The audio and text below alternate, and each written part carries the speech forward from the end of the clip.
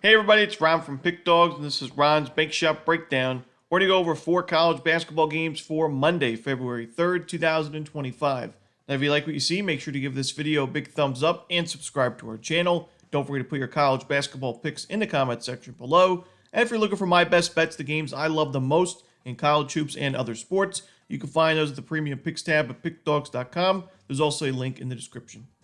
Alrighty, here we go. Here are the games for Monday in college basketball. First up, it's South Carolina State taking on Howard. This one is 7:30 Eastern on ESPN+.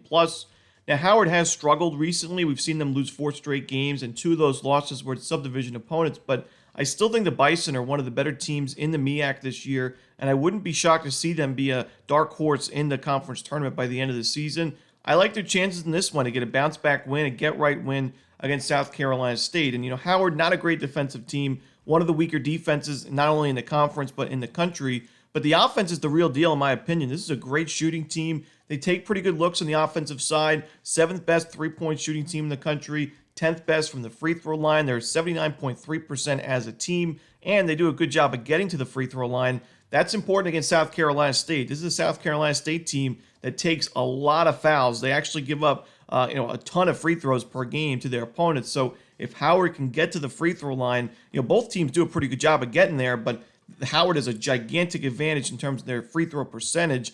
South Carolina State only at 66.5%. So that's one big advantage I see. Howard also has a couple of stars really in this conference. Blake Harper, the freshman, averaging just under 20 points per game, 6.6 rebounds per game as well. Marcus Dockery, also really underrated player, underrated shooter. He has had a nice season. He's averaging 17 points per game. They've also got some veterans in terms of D1 basketball. Anwar Gill, the LaSalle transfer, has been playing quite well and limited roles this year. So I think Howard, like I said, yes, their record on paper not great, 8-13, but I think this team's battle-tested. They played a lot of different styles of basketball, and I like their chances to pick up a win in this one. I think they're the better team. South Carolina State, they do force a lot of turnovers. That's something that Howard has to work on, taking better care of the basketball. So that would be my one concern, but I think Howard still finds a way to win this game and cover the number.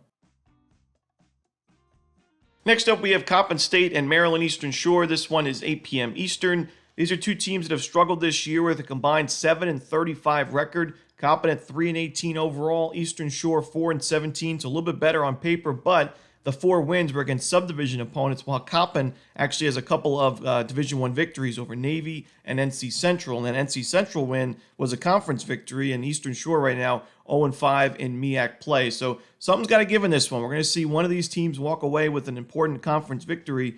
But for me, I think it's going to be Coppin State. When you look at both of these teams have struggled on the offensive side, you could say that Coppin State is the worst offense in Division I. It's not really a bad argument. This is a team that's really struggled to shoot the basketball. Dead last in three-point shooting, second worst in effective field goal percentage. They turn the ball over a ton. But Eastern Shore, struggles pretty much equally on the offensive side. They're also not a great shooting team.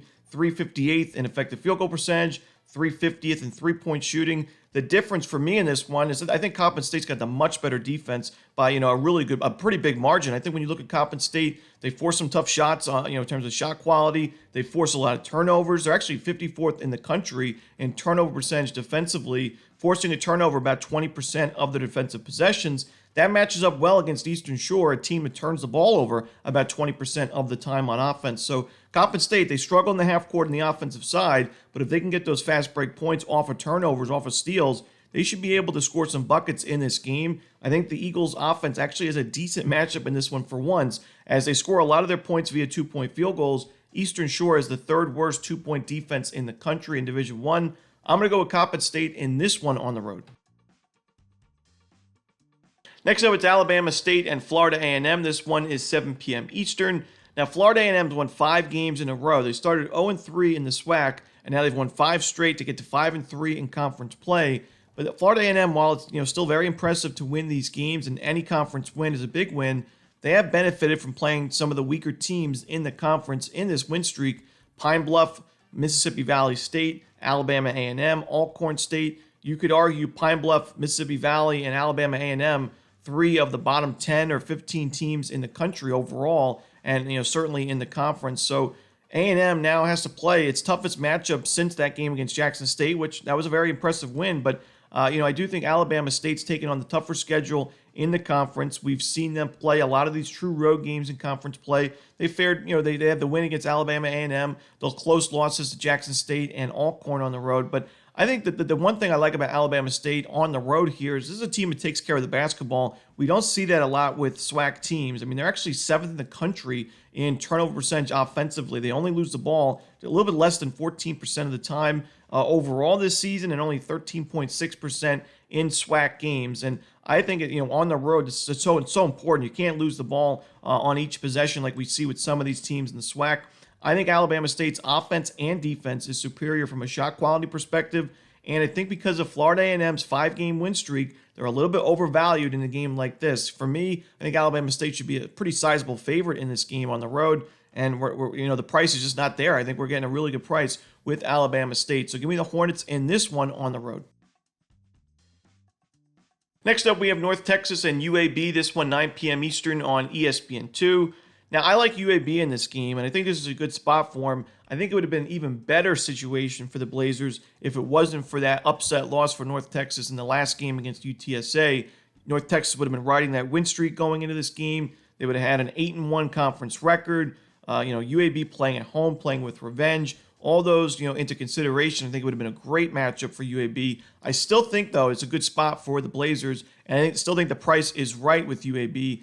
Like I said, playing with revenge, playing at home, and UAB's playing some of its best basketball of the year. We knew going into the season this was going to be a good team. They're an experienced team and a tournament team from last year. The offense we knew was going to be strong. The defense, kind of a question mark. At the beginning of the year, the defense struggled, and even the offense had its moments of not so greatness. We saw them score 62 points against Vermont, 65 points against High Point, so those were big concerns. But now that we're seeing them score 96 against Charlotte in a blowout win, a lot of these games in conference play have been 75, 80-plus points. And, this is kind of a clash of styles. You got North Texas, a very defensive forward team. We just saw them lose 54-50 to UTSA. So they're not the best offensive team, not the best shooting team. The shot quality-wise, same thing there. But their defense has, kept them in ball games and won them a lot of games. UAB, we just talked about how their offense is so potent, but that defense can get in the way at times. I think, though, that UAB defensively has improved a little bit as the season's gone along. They're forcing tougher shots. They're a great rebounding team. They don't give up a lot of second-chance looks. And now I think they're a much better matchup in the second meeting against North Texas than they were at the beginning of conference play when these teams met. And that was a very close game, 78-75 the final. UAB shot very well in that game from three-point range. They had 15 offensive rebounds, a 15-8 offensive rebound advantage. So I like UAB in this one. Give me the Blazers. I would lay the points with UAB and maybe even lay an alternate spread because I think this one could be a double-digit win. And that's it. Those are the games for Monday in college hoops. Hope you enjoyed this video. Again, if you're looking for my best bets, including that daily bank shop best bet, which is my top play in college basketball, you can find those at Pickdawgz Premium, and there is a link in the description. As always, this is Romanelli. Good luck.